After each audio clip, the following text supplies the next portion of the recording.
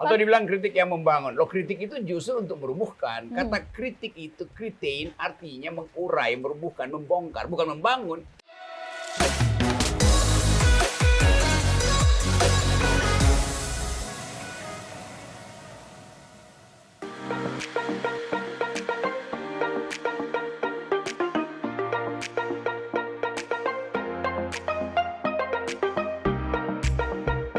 Wah, akhirnya nyampe nih kita di kedai kopi. Enak juga tempatnya ya, Bang ya? Ya, sore-sore.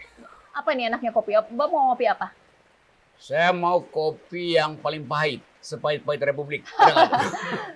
Kang, mau kopi dong. Ini apa aja nih beans-nya nih? Ada Robusta. Ada Robusta, ada Arabica. Arabica, was. Oke. Luwak Mau ada. dong, ada luwak nggak? Ada. Boleh, luwak ya. Ya. Bang Rocky juga? Oke, saya selalu ikut permintaan seseorang yang dekat saya. Asik. Bang, tadi kan sempat Ya, terputus ini karena apa, Jak? hujan deras. Mm-mm. Kita tadi ngomongin mengenai kritik-mengkritik. Mhm. Saya jujur sih samalah dengan masyarakat. Jadi agak-agak khawatir lah kalau kita salah-salah kritik, salah-salah ketik, nanti bisa berujung dengan laporan. Ini gimana ini, Bang? Ya, selalu pemerintah usulkan kritik yang sopan, kritik Ya. yang membangun. Ya, kritik yang sopan artinya bukan kritik. Kritik itu harus kasar di dalam substansinya dan di dalam idenya tuh. Kasar bukan artinya maki-maki, Iya. tapi ucapkan sesuatu supaya terlihat bahwa ada poin yang diucapkan. Kalau sopan santun nanti nggak ketahuan poinnya kan. Itu bahayanya kalau sering saya katakan kritik yang sopan itu artinya kemunafikan dalam politik. Nggak boleh munafik lah kasih kritik. Atau dibilang kritik yang membangun. Loh, kritik itu justru untuk merubuhkan. Kata kritik itu, kritain, artinya mengurai, merubuhkan, membongkar, bukan membangun. Itu salah pengertian tuh. Kritik yang membangun itu namanya contradictio in terminis. Sebentar. Jadi sebenarnya dalam mengkritik itu ada etikanya nggak sih? Ada etika kritik. Satu-satunya etika kritik adalah tajamkan bahasa. Supaya dia betul-betul nusuk pada problem gitu. Jadi kritik itu nggak boleh, ya saya kritik tapi bahasanya tolong dipilihin. Nggak bisa. Kritik itu justru spontan. Di situ ada kejujuran. Iya. Kalau nggak spontan ya itu rekayasa dong. Saya masih agak nggak ngerti nih, Bang. Sebenarnya apa sih bedanya satir, sarkas, sinisme? Karena ini pasti dipergunakan Iya, dalam iya. kritik-mengkritik ya. Itu pelajaran dalam retorika begitu. Diajarkan untuk satir. Satir artinya mengucapkan sesuatu dengan memakai perumpamaan misalnya atau peribahasa itu satir. Sarkasme artinya langsung sinis pada orangnya. Itu yang nggak bagus tuh, sinis pada orang. Kalau satir tentang idenya kan. Apalagi tadi kritik ya kritik artinya mengurai, membongkar. Lalu apa satu lagi tadi? Sinisme. Sinisme artinya memberi poin yang membuat orang meragukan kembali apa yang dia ucapkan. Jadi kalau kita sinis pada orang, kita kasih sinyal bahwa yang Anda ucapkan itu banyak lemahnya loh. Jadi kita sinis bukan karena kita mau melemahkan dirinya, tapi argumennya itu yang kita sinis. Sinis artinya kita waspada terhadap seseorang. Ya. Dari kata itu ada kata sinis kan dari kata Yunani yang namanya kinain, kaninus artinya anjing. Anjing itu selalu bersih pikirannya tapi sekaligus waspada. K9 kinain itu datang dari kata yang sama. Kata sinis dan kata kinain itu sama, artinya waspada tetapi tajam. Jadi kalau Abang sendiri sepakat nggak kalau misalnya ada orang yang melaporkan ke polisi ketika dikritik pakai kata-kata yang kasar, mungkin menganalogikan dengan istilah apa ya, binatang seperti itu sebenarnya pantas nggak? Karena ada juga mengatakan ya janganlah kalau mengkritik sampai dengan kata-kata Ya, kasar itu. suasananya apa? Kalau saya lagi bicara teman-teman monyet lo, itu kan itu biasa aja. Justru saya sapa itu dalam keakraban. Wah, ini si kuya, ini kura-kura tuh.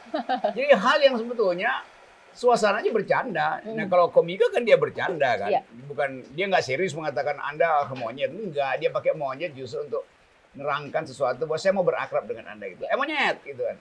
Jing, dulu kita begitu kan. Zaman saya tuh. Kalau misalnya kita di pergaulan aja kita nggak sakit hati kalau misalnya teman kita mengatakan seperti itu. Jadi kalau untuk jadi pejabat harus tebal kuping ya? Dia mesti tebal kuping dan harus tipis kemampuan dia untuk marah itu.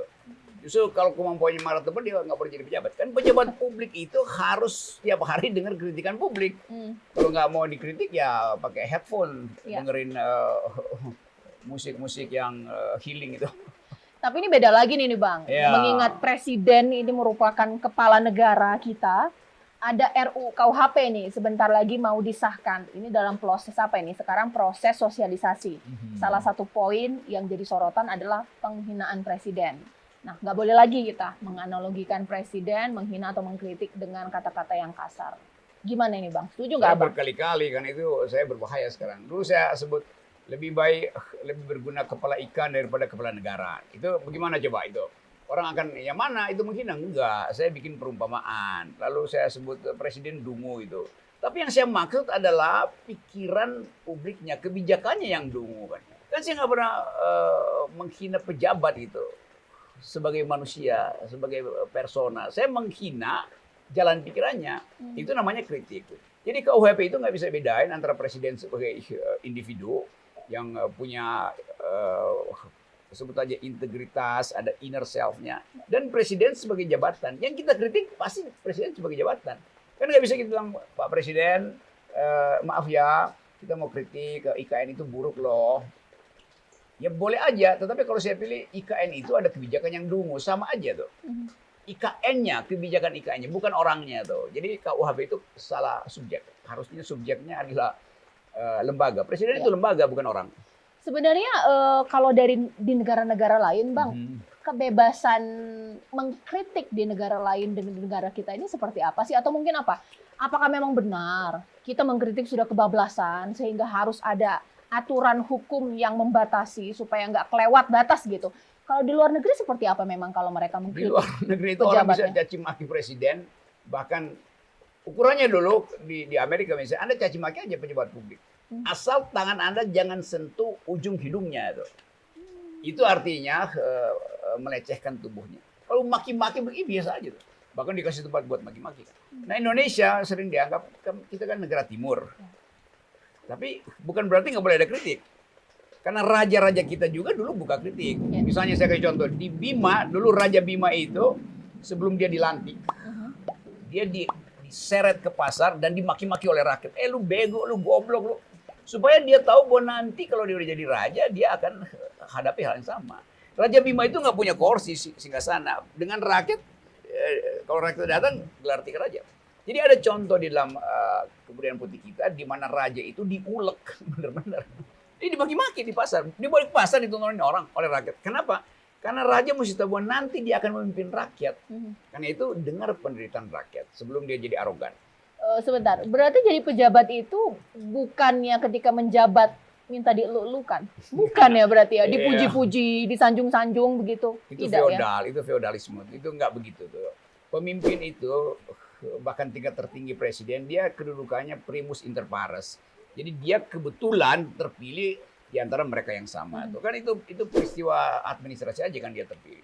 Tapi dia sebagai subjek politik, dia adalah lembaga yang setiap hari mesti disasarin kritik. Bahkan kalau bisa 27 jam kritik ke presiden kan begitu harusnya tuh. Jadi hukum hanya boleh disebut adil kalau dibuat oleh mereka yang akan mengalami akibat gitu kan.